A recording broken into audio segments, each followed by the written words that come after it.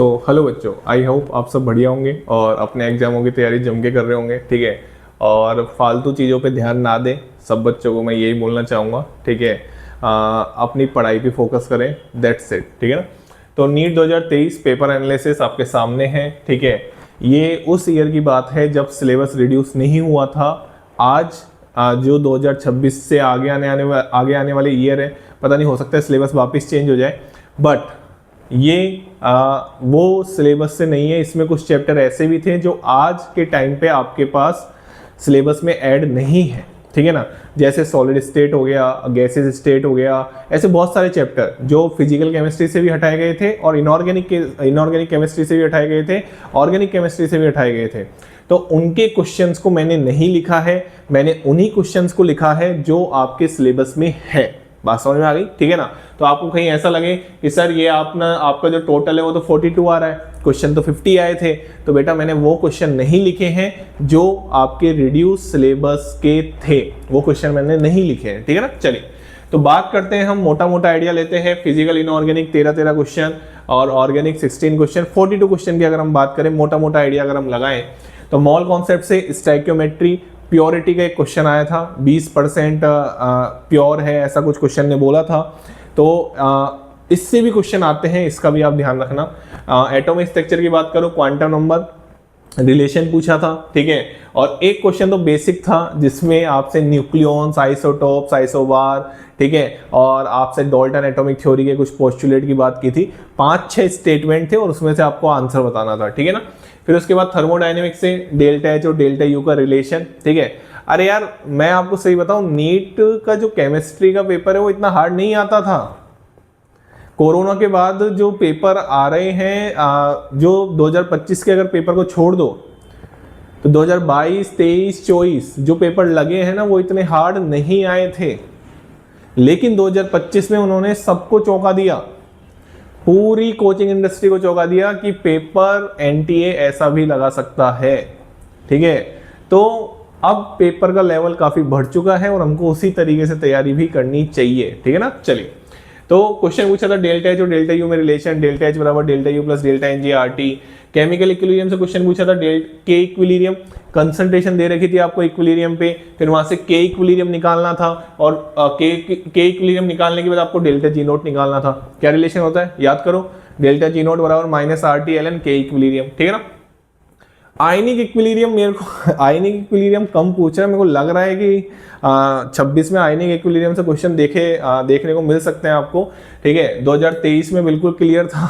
ठीक है, और 2024 में भी क्वेश्चन नहीं पूछा गया था, और 2025 में क्वेश्चन पूछा गया था और अच्छा क्वेश्चन पूछा गया था। ठीक है ना। चलिए, रिडॉक्स रिएक्शन, बैलेंसिंग। अच्छा, मैं एक बैलेंसिंग की आपको बहुत इंपॉर्टेंट बात बता देता हूँ इस वीडियो में, चाहे वो जेई मेंस का बच्चा सुन रहा हो, चाहे जेई एडवांस का बच्चा सुन रहा हो। एक खास बात है, खास बात पता है क्या है बैलेंसिंग में? जो रिडॉक्स में रिएक्शंस आती है ना, जो आपके डी ब्लॉक में रिएक्शंस है ना, वो KMnO4, K2Cr2O7 की, उनकी बैलेंसिंग सबसे पहले करना सीखें। अब वैसे तो आपको बैलेंसिंग करना सबकी आनी चाहिए, मैं ऐसे नहीं बोलूंगा, लेकिन उन रिएक्शंस को प्रायोरिटी पे दें, क्योंकि वहां से ही क्वेश्चन मोस्टली आता है। मैं ऐसे नहीं बोल रहा, वहीं से आता है, मोस्टली वहीं से आता है। ठीक है ना। तो डी ब्लॉक में जो रिएक्शंस है उनको पहले प्रायोरिटी दें। चलिए, सॉल्यूशन, हेनरी लॉ से क्वेश्चन आया था।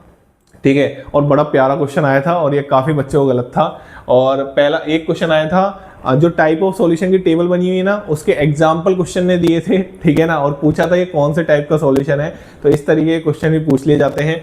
इसके बाद इलेक्ट्रोकेमिस्ट्री, सेल कांस्टेंट निकालने का एक क्वेश्चन था। और कंडक्टिविटी, देखो इलेक्ट्रोकेमिस्ट्री को मैं 3 पोर्शन में पढ़ाता हूँ। ठीक है, 3 पार्ट में पढ़ाता हूँ, ऐसे बोल सकते हैं। पहला पार्ट अपना गैल्वेनिक सेल हो गया, दूसरा पार्ट अपना इलेक्ट्रोलाइसिस हो गया, और तीसरा पार्ट कंडक्टिविटी वाला पार्ट हो गया। तो कंडक्टिविटी वाले पार्ट से क्वेश्चन था सेल कांस्टेंट L/A। ठीक है ना। इसके बाद एक्टिवेशन एनर्जी का क्वेश्चन था, और डेल्टा आरजी और ई सेल का भी क्वेश्चन था। रिलेशन का कुछ बहुत अच्छा स्टेटमेंट वाला क्वेश्चन पूछा था उन्होंने, इसमें भी बच्चे अटके थे, इसमें भी बच्चे, और कौन से क्वेश्चन में अटके थे, इसमें भी बच्चे अटके थे। अच्छे क्वेश्चन थे दोनों। ठीक है ना। चलिए, केमिकल काइनेटिक्स की बात करें तो हेट्रोजीनियस कैटालिस्ट से क्वेश्चन था। आप इसको आउट ऑफ सिलेबस ना माने, क्योंकि कैटालिस्ट वाला पार्ट अपने केमिकल काइनेटिक्स में भी है और डी एंड एफ ब्लॉक में भी है। तो आपसे ये क्वेश्चन हो सकता है दूसरी फॉर्म में पूछ लिया जाए, ठीक है ना। चलिए, और एक क्वेश्चन रेट ऑफ रिएक्शन का था, बहुत आसान क्वेश्चन था। एक आपको रेट लो दे रखा था, उसमें एक की कंसंट्रेशन डबल या ट्रिपल कर रहा था, तो रेट पूछ रहा था रेट ऑफ रिएक्शन कितने टाइम से बढ़ेगी या कम होगी, ठीक है ना। चलिए, इसके बाद इस चैप्टर से तो कोई क्वेश्चन पूछा नहीं गया है, ठीक है। पीरियोडिक टेबल की अगर मैं बात करूं तो एक तो साइज के बेस पे क्वेश्चन था, एक इनर्ट पेयर इफेक्ट के बेस पे क्वेश्चन था। जैसे आप इनर्ट पेयर इफेक्ट में 13th ग्रुप से आप क्वेश्चन मान सकते हैं कि +1 ऑक्सीडेशन स्टेट नीचे जाने पे उसकी स्टेबिलिटी भी बढ़ती है और +3 वाले की कम होती है। ऐसे 4 ऑप्शन बना रखे थे उन्होंने, ठीक है। चलिए, इसके बाद chemical bonding, oh my God, 1 2 3 4 5 question chemical bonding, 5 question. एक question octet rule, central atom के सराउंड में 8 इलेक्ट्रॉन कितने कौन से कंपाउंड में, ये पूछा था। एक क्वेश्चन एमओटी से N2 की मोलिकुलर ऑर्बिटल जो थ्योरी है उसमें जो आप एनर्जी लेवल लिखते हैं वो पूछा था, 4 ऑप्शन दे रखे थे। प्रीडीन में सिग्मा और पाई इलेक्ट्रॉन पूछा था।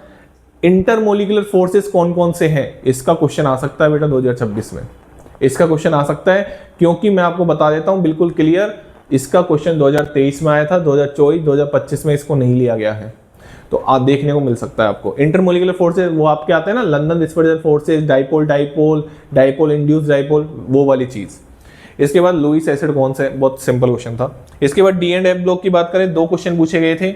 एक क्वेश्चन ये एनसीईआरटी का ही आता था पेपर, Cu2+ की ज्यादा स्टेबिलिटी है Cu+ एक्वस सॉल्यूशन में, रीजन आपसे पूछा था। फिर एक क्वेश्चन पूछा था प्रॉपर्टीज से, 3 4 4 5 प्रॉपर्टीज दे रखी थी, उनके ऑक्साइड का नेचर उनसे पूछा, आपसे पूछा गया था एनसीईआरटी का ही क्वेश्चन, ठीक है ना। चलिए, फिर कोऑर्डिनेशन कंपाउंड, होमोलेप्टिक हेटेरोलेप्टिक 2 बार नीट पूछ चुका है, अभी 2023 तक 3 साल की मैं बात कर रहा हूँ।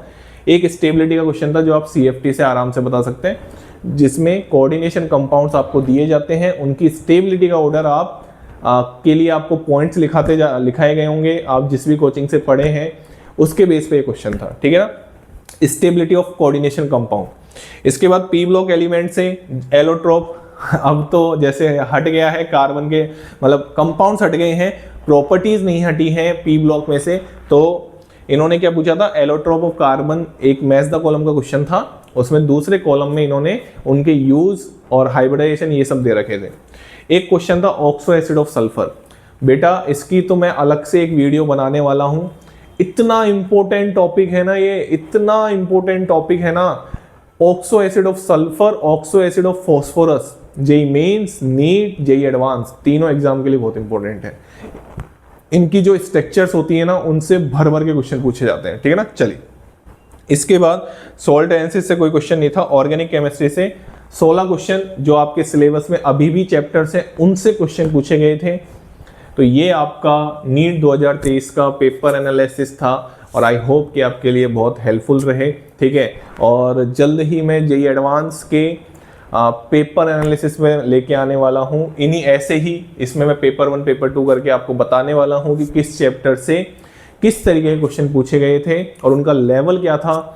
अब देखो ये जो चीजें है ना, जेई मेंस इतनी शिफ्ट में पेपर होता है मतलब इतनी शिफ्ट में पेपर होता है, तो आपके लिए तो हर चैप्टर इंपॉर्टेंट है। नीट 45 क्वेश्चन आते हैं, 45 क्वेश्चन आते हैं, तो आपके लिए हर चैप्टर इंपॉर्टेंट है। लेकिन जब जेई एडवांस की बात आती है ना बेटा, जेई एडवांस में सबसे इंपॉर्टेंट रोल प्ले करता है पेपर एनालिसिस, बहुत इंपॉर्टेंट रोल प्ले। रिपीट नहीं होगा क्वेश्चन रिपीट नहीं होगा, लेकिन हम ये देख सकते हैं कि उसका पैटर्न क्या है, कि वो क्वेश्चन चैप्टर से किस तरीके के पूछता है। तो वो जेई एडवांस वाले बच्चों को जो जेई मेंस क्वालिफाई करेंगे और जेई एडवांस का पेपर देंगे, उनके लिए बहुत हेल्पफुल रहने वाला है और वो मैं जल्द ही लेके आने वाला हूँ, ठीक है ना। चलिए, thank you so much, channel को लाइक करें, शेयर करें और सब्सक्राइब करें।